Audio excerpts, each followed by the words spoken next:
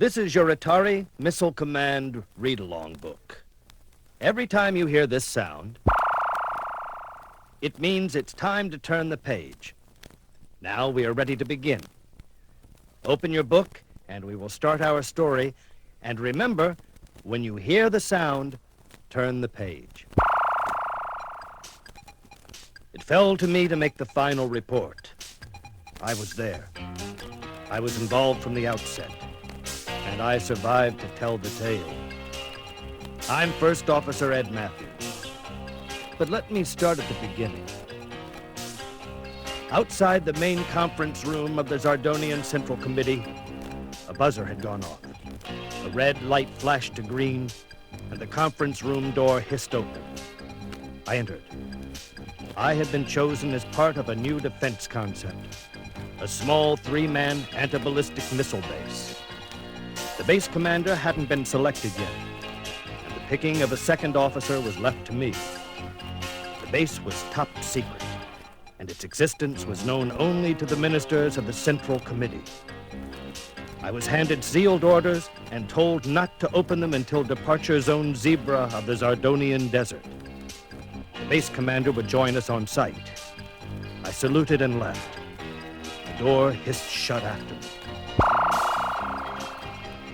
Second Officer Sarah Cochran was a round peg in a square system. She had a brain and the guts to use it. It took 3 days above surface and an ASUS 141 to reach Base Alpha, deep in the desert. It was small but lethal. It had as much throw weight as any of the bigger bases. The command launch cell was buried in a granite ridge and surrounded by a boron alloy cocoon. Only a direct hit could take it out. Sarah and I took our stations and fired up the system for a static test. Rabbit in the hole. Override, locking collar, venting, verify. All A-OK. Tube hot, firing, now. The cell shook as the engine strained to break out power level. Critical pullback at this time. Roger, we have shut down. Refuel bird, reset status. Roger. By the end of the week, we had the bugs out of Base Alpha. We would take some sting out of the next Krytolian attack. And we were untargeted by them, since the base hadn't been online yet. We were in the community cell. Sarah was arguing with me about the way I was aligning the AT-4 transmitter. Everything with her was a debate. I wanted to check up on the base commander, who was overdue, and something was blocking the band. So we went up to the surface deck to check the antenna. A blinding yellow dust storm was raging across the desert, creating an ion block. Those desert storms could go on for weeks. 2 days later, the outer perimeter pressure alarm was activated. We both grabbed Z-beam stun guns and raced for the surface deck. Day was practically night outside. The storm was so thick you could barely make out the grid on the ramp up to the entrance of the deck. Then I saw an OLTV-104 approach the end of the ramp and stop. A figure clambered down and staggered toward the entrance. The door slid to one side with a hiss. The storm raged in with the man, obscuring him and filling our eyes with dust. The door hissed shut. The man was Commander Kramer. He had been unable to get in by ASUS 141, so he'd come overland. He had no orders with him. They would have contained his authorization ID. He said he'd been told they were to be sent on here. No courier had come. There was the storm, but I felt uneasy. It wasn't neat. I was spooked about Kramer. He did everything right, but I just wasn't sure without orders. I knew a courier couldn't have gotten through, and the radio being down didn't help matters. Then, when I'm starting to feel okay about it all, he did something that set me right back on edge. We were all at our stations in the CLC. The system was fired up so Kramer could look it over. Then, right after stand down, he casually told me to change the targeting alignment for the second wave Krytolian launch as he left the CLC. Change alignments? Sarah had already gone up above, and I was alone and coming out of my skin. The warning klaxon went off. An explosion on the outer perimeter. It was night outside. The storm made it look like a brick wall. Kramer ordered us into E-suits and DP aspirators, and told us to make a perimeter search. I didn't like leaving him inside alone, but I had to wait until I could discuss things with Sarah. We grabbed our Z-beams, and the door hissed open. The storm rushed in to meet us. Outside, the force of the wind drove the sand particles so hard they tore at our suits. From inside, Kramer operated the penetration floods for all the use they were. Then we saw a halo of red flame through the dust.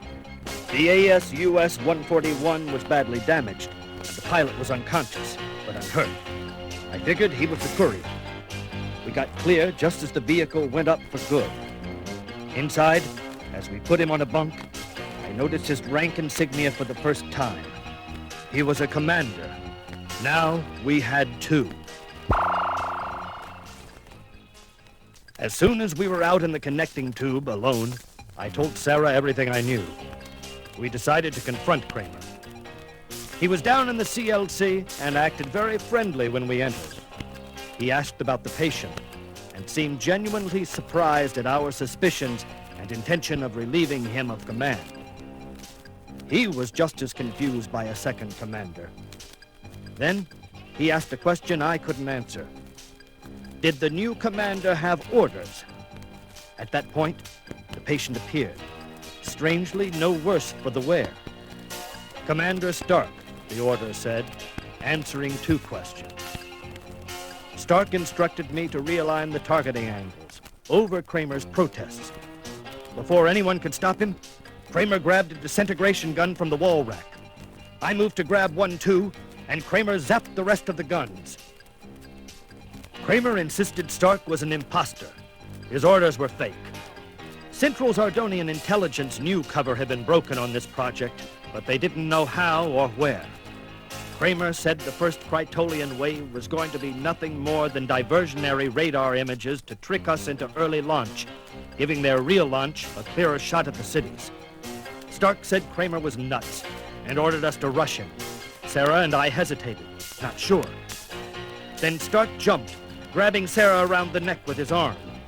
I moved toward him and he squeezed. He again ordered me to realign the targeting angles. I moved to the console. Kramer protested, but he didn't fire. I knew the real commander at that moment. On one side was human compassion, and on the other, cold, bloodless purpose. For one was a man, and the other a Krytolian android. I knew what to do now. I punched in a wave frequency that split the air. Certain death for an android. It set up vibrations in his chip memories, shattering them. The android's arm dropped from Sarah's throat as his brain failed and he collapsed.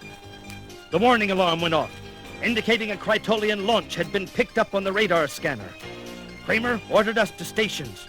Base Alpha was online and operational. The radar and computer tracking locked on the Krytolian simulators. Their lights cast an eerie glow in the darkened CLC. Rabbits in their holes. Bring the birds online. Maintain and hold it yellow. Roger. Birds online and holding yellow. It was difficult not to believe our screens and readouts and wait. Then, the images just faded and the real signals appeared. Bring all birds to condition red. All birds red at this time. My hands sweat on the controls as I waited for the Krytolian IBMs to arc overhead. Ready to launch all birds. They're hot. Fire! The surge of the ABM shook the CLC. They're gone. Our capacity of 10 ABMs rose up and cut through the Krytolian missile wave, making the job for the ABM sites down the line a little easier.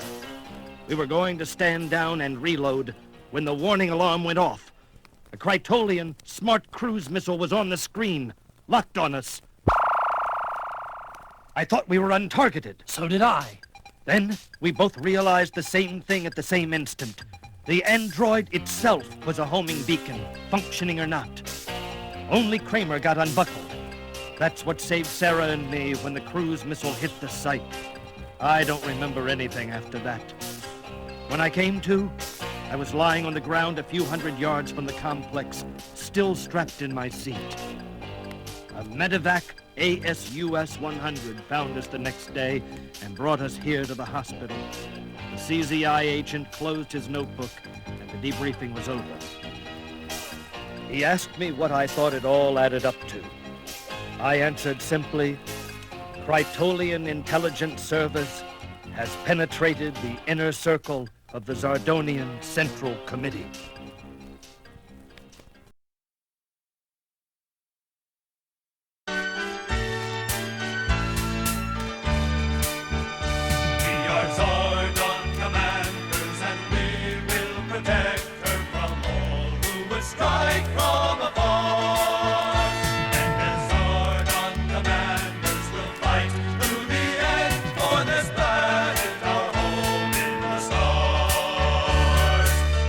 Attention, all base commanders.